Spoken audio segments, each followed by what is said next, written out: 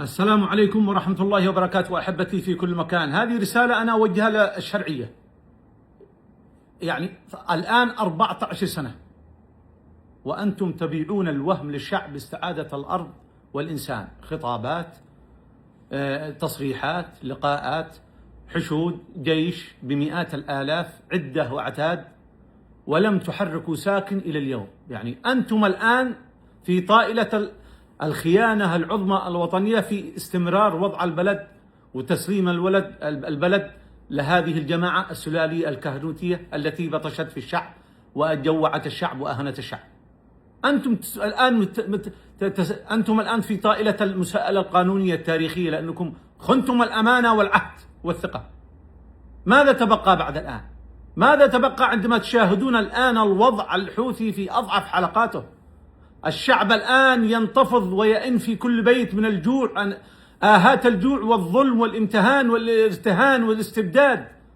القبائل تحتشد من كل مكان، من كل قبيلة، من كل مكان في أرض الوطن، يحتشدون إلى مطارح الكرامة، يطالبون بكرامتهم والسعادة، هيبة الأرض والإنسان وكرامة القبيلة وعاداتها وتقاليدها وكرامة الإنسان.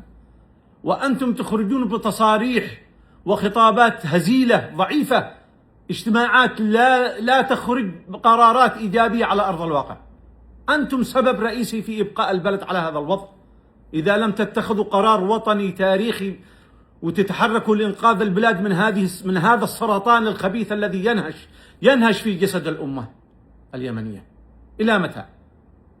خطابات، تصاريح، جيوش ألوية، عشرات الألوية، مئات الآلاف من المجندين والجيش والعدة والعتاد. المسؤولية على عاتقكم.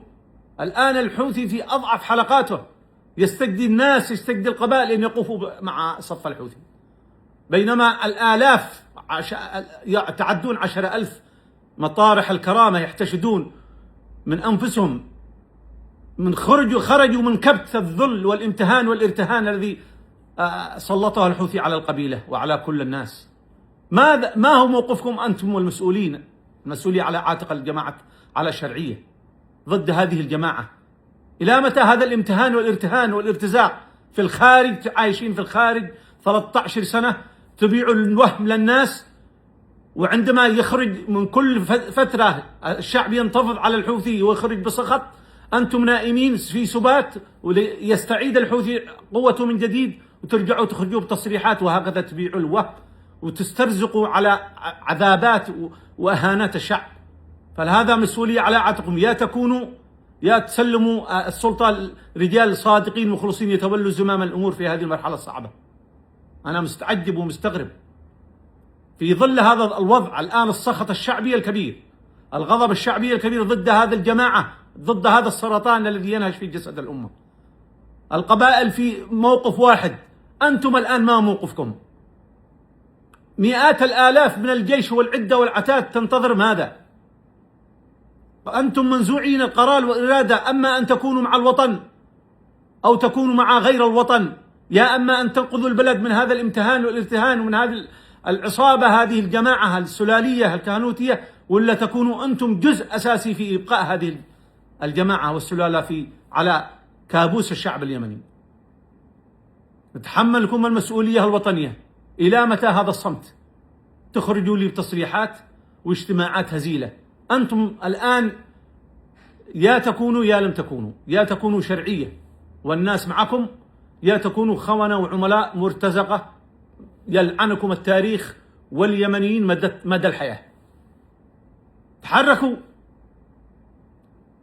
كونوا خلي عندكم نوع من الكرامة، انقذوا هذا الشعب من هذا الجوع، من هذا الاستبداد، من هذه الجماعة. أنا أتمنى أن تصل هذه الرسالة، لأنه كلما الناس ينظرون بصيص من الأمل، انفراجة، تشوف الشعب يخرج بسخط كبير، بغضب كبير ضد هذه الجماعة. الحشود الآن القبلية التي لم تشهد اليمن مثلها خرجوا ضد هذه الجماعة، بينما الشرعية جالسة في سبات، تصريحات واجتماعات، قرارات ركيكة. حركوا الجبهات، حركوا كل جبهة إذا أردتم أن تكونوا صادقين في هذه المرحلة التاريخية الوطنية. اتركوا كل الإملاءات على جنب، الوطن فوق الجميع. الآن خلاص 13 سنة 14 سنة، إلى متى؟ إلى متى وأنتم هكذا منبطحين؟ قرار منزوعين القرار والإرادة. الآن جاءت ساعة الصفر. إذا أنتم صادقين مع الوطن التفتوا إلى مطالب الناس. الناس تعد وتسخط سخط شديد على الحوثي. لا يوجد بيت إلا ويئن من الجوع والامتهان والاستبداد. فلهذا هذه الرسالة أتمنى أن تصل إلى الشرعية وإلى القيادات الشرعية من مدنيين وعسكريين. التفوا، كونوا مخلصين مع الوطن. قضيتكم قضية تاريخية وطنية. يا تكونوا مع الوطن يا تكونوا ضد الوطن بالارتزاق والامتهان والذل، وأنتم سبب رئيسي في إبقاء الحوثي. فلهذا أنا أتمنى أن تصل هذه الرسالة. دمتم ودام الوطن بخير، والسلام عليكم ورحمة الله وبركاته.